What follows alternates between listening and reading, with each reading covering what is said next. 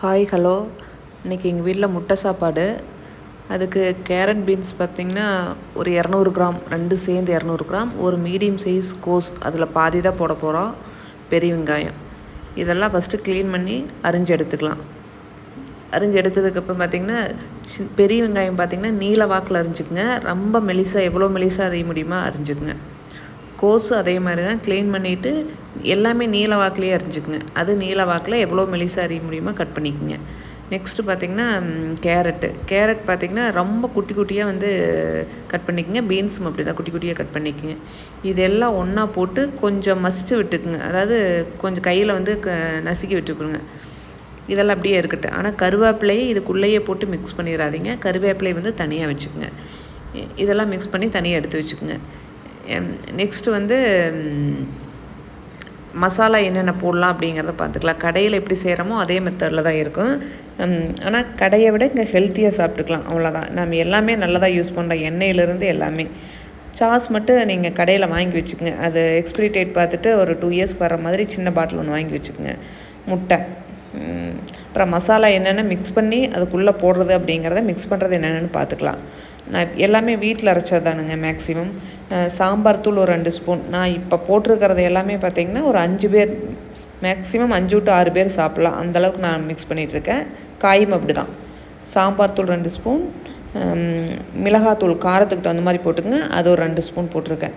ஏன்னா கொஞ்சம் ஸ்மெல் நல்லா இருக்கணும், அதுக்காக ஸ்மெல் நல்லா இருக்கணுங்கிறதுக்காக கடையில் வாங்கினது அப்படிங்கிறதுனால சிக்கன் மசாலா மட்டன் மசாலா ரெண்டுமே கடையில் வாங்கினது, மற்றதெல்லாம் வீட்டில் செஞ்சது. அது ஒரு 2 spoon, mutton masala 2 spoon, chicken masala 2 spoon add பண்ணிக்கிங்க. இதுக்கு மெயின் பார்த்திங்கன்னா பெப்பர் தான். பெப்பருமே நான் வீட்டில் அரைச்சதானுங்க. அதில் ஒரு 3 ஸ்பூனே போட்டுக்குங்க. 2 to 3 ஸ்பூன், 4 ஸ்பூன் வரையில் மேலே போடலாம். நெக்ஸ்ட்டு இது போட்டு உப்பும் பார்த்திங்கன்னா இது கூடயே போட்டு மிக்ஸ் பண்ணி வச்சுங்க. இவ்வளோ தான் அதில் மசாலா ஐட்டம், வேறு எல்லாம் ஒன்றும் போட போகிறதில்ல. நெக்ஸ்ட்டு எங்களுக்கு இந்து உப்புங்க, அதனால் கொஞ்சம் கலராக தெரிகிற மாதிரி இருக்குது. மிக்ஸ் பண்ணிங்க. காரங்க இது பத்தலை இல்லை உப்புக்கு இது பத்தலை அப்படின்னு சொல்லிட்டு சாப்பாடு போட்டதுக்கப்புறம் செஞ்சதுக்கப்புறம் கம்மியாக இருக்கிற மாதிரி தோணுச்சுன்னா அப்புறம் நீங்கள் ஆட் பண்ணிக்கிங்க. இப்போ நான் மிக்ஸ் பண்ணியிருக்கிறதும் சரி, இந்த மசாலா ஐட்டமும் சரி, காய் ஐட்டமும் சரி, குறைஞ்சது பார்த்திங்கன்னா 5 to 6 பேர் சாப்பிட்லாம். நான் இன்றைக்கி பார்த்திங்கன்னா 4 பேர்த்துக்கு செய்கிறேன். எங்களுக்கு மீதி தான் ஆகுன்னு நினைக்கிறேன் இன்றைக்கி. சரி, ஓகே, செய்யலாம் வாங்க. எப்படி செய்கிறதுன்னு பார்க்கலாம் வாங்க. எண்ணெய் கொஞ்சம் அதிகமாக ஊற்றிக்குங்க, கடலெண்ணெய் ஊற்றிங்க, அப்போ தான் நல்லாயிருக்கும். காய் எவ்வளோ போட முடியுமோ போட்டுங்க. எல்லாமே மிக்ஸ் பண்ணி வச்சுருக்கிறோமா. கருவேப்பிலை இது கூட போட வேண்டாம், கருவேப்பிலை லாஸ்ட்டாக போட்டுக்கலாம். ஒரு காய் நான் ஒரு கையளவுக்கு மேலேயே போட்டிருக்கேன். லைட்டாக வணங்கினதுக்கப்புறம் நான் இரும்பு வடைச்சட்டி அப்படிங்கிறதுனால எனக்கு ஒன்றும் பிரச்சனை இல்லை. நான் எப்பவுமே இரும்பு வடைச்சட்டியில் தான் செய்வேன். காய் நல்லா வணங்கினதுக்கப்புறம் அதை ஓரமாக தள்ளி விட்டு ஒரு முட்டையோட ஊற்றிட்டு லைட்டாக ஓரத்துலேயே வணக்கி விட்டாச்சுங்க.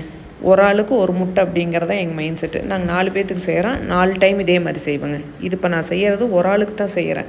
இப்படி செஞ்சிங்கன்னா தான் டேஸ்ட்டாக இருக்குது. எல்லாத்துக்கும் ஒன்றா போட்டு செஞ்சிங்கன்னா கொஞ்சம் டேஸ்ட்டு கம்மியாக இருக்கிற மாதிரி இருக்கும். நான் இரும்பு வடை சட்டிங்கனால கழுவ வேண்டியது இல்லைங்க, எடுத்து கொட்டிட்டு அடுத்தவங்களுக்கு அதில் அப்படியே வச்சுக்குவேன். ஸோ மேக்ஸிமம் இரும்பு வடை சட்டி யூஸ் பண்ணிக்கங்க, சீக்கிரம் வேலை முடிகிற மாதிரி இருக்கும். ஓகே, முட்டை, அந்த மசாலா ஐட்டம் எல்லாம் வணக்கி விட்டு ஃபஸ்ட்டு காயை போட்டுக்கிறோம். ஜஸ்ட்டு ஒரே நிமிஷம் போதுங்க, அதிகமாக வணக்கிறாதீங்க. காயை வணக்கிறோம், முட்டையை அதுலேயே ஓரமாக உடச்சுட்டு அதே ஒரு கலரிக்கிறோம். மசாலா ஐட்டம் காரத்துக்கு தகுந்த மாதிரி நான் 2.5 ஸ்பூன் போட்டிருக்கேன். போட்டு ஒரு வணக்கியாச்சுங்க. இப்போ ரைஸ் பார்த்திங்கன்னா உதுத்தி விட்டு போட்டுங்க. போட்டு அது மேலேயே சாஸ் ஊற்றிங்க. நமக்கு சாஸ் அப்படிங்கிறது கடையில் வர்றது எப்படி கலர்ஃபுல்லாக இருக்குதோ அந்த மாதிரி கலர்ஃபுல்லாக இருக்கணும். அதுக்காகத்தான் நம்ம சாஸ் ஊற்றுறோம். நான் கிட்டத்தட்ட ஒரு ஸ்பூனுக்கு ஊற்றிருக்குன்னு வச்சுக்கலாம். இப்போ நம்ம இந்த சாப்பாடு பார்த்திங்கன்னா ஒரு ஆளுக்கு மேலேயே சாப்பிட்லாம். நல்லா கலரி விட்டுக்குங்க. உப்பெல்லாம் இருக்கான்னு பார்த்துங்க. உப்பு இல்லைன்னா லைட்டாக போட்டுங்க. எங்களுக்கு மேக்ஸிமம் எனக்கு கணக்கு தெரியுங்க, உப்பு இருக்கும். போட்டு லாஸ்ட்டாக எல்லா வேலையும் முடிஞ்சிருச்சு, கலரி விட்டாச்சு. ஆஃப் பண்ணிவிட்டு கடைசியாக கருவேப்பிலை தூவிங்க. கருவேப்பிலை தூவி ஒரு கலரிங்க. ஏன்னா முன்னாடி போட்டிங்கன்னா அது நல்லா இருக்காதுங்க. கடையில் இப்படி தான் செய்வாங்க, அதனால் செஞ்சுக்குங்க, அவ்வளோதான். அதுக்குள்ளேயே எங்களுது கூப்பர் குட்டிக்கு மேலே பசி ஆயிடுச்சுங்க. அதுக்கு ஜஸ்ட்டு ஒரு முட்டையை உடச்சி ஊற்றிட்டு ரைஸ் மட்டும் போட்டு ஒரு கலரியாச்சுங்க. உப்பெல்லாம் இது போட மாட்டோமா, ஸோ அதனால் அதுக்கு தனியாக செஞ்சாச்சுங்க. அவ்வளோதாங்க, செஞ்சு முடிச்சாச்சு.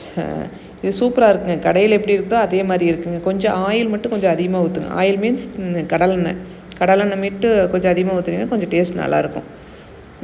எல்லாமே எங்களுக்கு கரெக்டாக இருந்ததுங்க. உப்பு காரம் எல்லாமே. எங்களுக்கு காரம் எப்பவுமே கொஞ்சம் அதிகமாக தான் இருக்கிற மாதிரி இருக்கும். ஓகேங்க, சூப்பர், எல்லாமே சூப்பர். நீங்கள் செஞ்சு பாருங்கள், ட்ரை பண்ணி பாருங்கள்.